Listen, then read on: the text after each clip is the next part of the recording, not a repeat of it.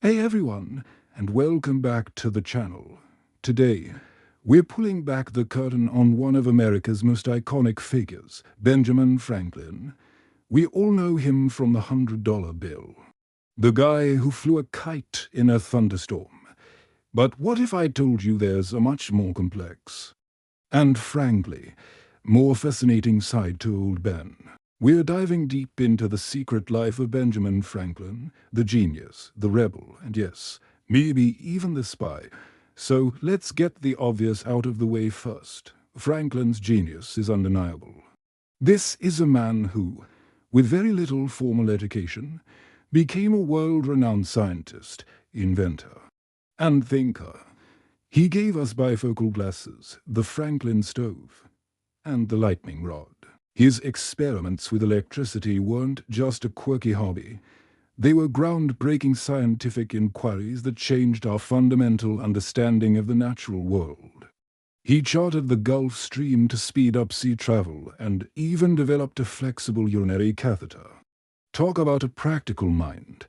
His intellectual curiosity was boundless. He founded the first public library in America, the first fire department in Philadelphia, and the University of Pennsylvania. He was a polymath in the truest sense of the word, mastering everything from printing and writing to diplomacy and music. His mind was a powerhouse of innovation that literally shaped the modern world we live in. But this public image of the wise, benevolent inventor only tells half the story. Because underneath that powdered wig was a revolutionary heart. Long before the Declaration of Independence was even a whisper, Franklin was a master of challenging authority. As a young printer, he used his newspaper, the Pennsylvania Gazette, to publish witty, often anonymous critiques of the colonial government and British rule. He created the famous John, or Die cartoon, a powerful piece of political propaganda urging the colonies to unite against common threats. He wasn't just sitting on the sidelines. He was actively shaping public opinion, planting the seeds of rebellion with his powerful words. When he represented the colonies in London, he wasn't just a polite diplomat. He was a fierce advocate for American rights, standing up to Parliament and arguing passionately against unfair taxation. His transformation from loyal British subject to ardent American patriot is one of the great dramas of the Revolution. He risked everything: his reputation, his fortune, and even his life for the idea of a free and independent America. This rebellious spirit is the key to understanding his later, more shadowy activities, and this is where things get really juicy. Paris, the 1770s, the American Revolution is hanging by a thread. And the colonies desperately need a powerful ally. Who do they send? None other than the 70-year-old Benjamin Franklin. His official mission was to secure a treaty of alliance with France. But his unofficial mission, well, that was far more covert. Paris at the time was the spy capital of the world, a hornet's nest of intrigue, double agents, and secret societies, and Franklin, with his folksy charm and celebrity status, played the game like a grandmaster. He set up his base of operations in a Parisian suburb, a place that quickly became a hub for American sympathizers, French intellectuals, and, you guessed it, spies from every corner of Europe. Franklin knew he was being watched. British spies were everywhere, even within his own household. So what did he do?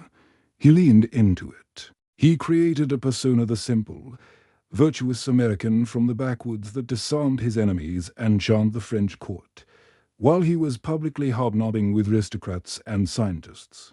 He was privately running a sophisticated intelligence and propaganda network. He established a covert supply chain, funneling weapons and supplies from Europe to Washington's army. He circulated fabricated news stories, what we now call fake news, to demoralize the British and bolster French support for the American cause. One famous example was a forged newspaper article detailing horrific atrocities committed by Britain's Native American allies. Designed to shock the European public and turn them against the British war effort, it was. Brilliant, ruthless psychological warfare. And then there's the question, was Franklin himself a member of a secret society? He was a high-ranking Freemason, and in Paris, he became the Grand Master of the prestigious Lodge of Nine Sisters. This wasn't just a social club.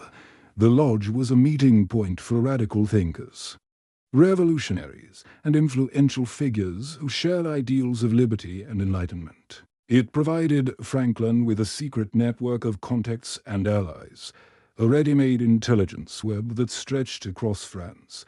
He used these connections to gather information, identify potential friends and enemies, and move his plans forward under a veil of secrecy. Some historians argue that his entire diplomatic mission was essentially a grand intelligence operation, cloaked in the rituals and secrecy of Freemasonry. Was he a spy in the modern sense, a James Bond in a powdered wig? Perhaps not. But he was undoubtedly a spy master, a director of covert operations, and a master of deception on a scale that is truly staggering. He was playing a dangerous game, where a single misstep could have meant the end of the American dream. So, when we think of Benjamin Franklin, let's remember the whole man, not just the scientist with the kite or the face on our money. Let's remember the brilliant mind who gave us inventions that still better our lives today. Let us remember the courageous rebel who used his voice and his press to challenge an empire and ignite a revolution. And let us remember the shrewd spymaster who navigated the treacherous world of European espionage to secure America's freedom. He was a genius, a rebel, and a master of secrets, a complex and captivating figure who proves that sometimes the most interesting parts of history are the ones hidden in plain sight. He was, in every sense of the word, a true founding father of American intelligence as much as he was of the nation itself. Thanks so much for watching. What part of Franklin's secret life surprised you the most? Let me know down in the comments. And if you enjoyed this deep dive into history, don't forget to hit that like button and subscribe for more stories you didn't learn in school. We'll see you in the next one.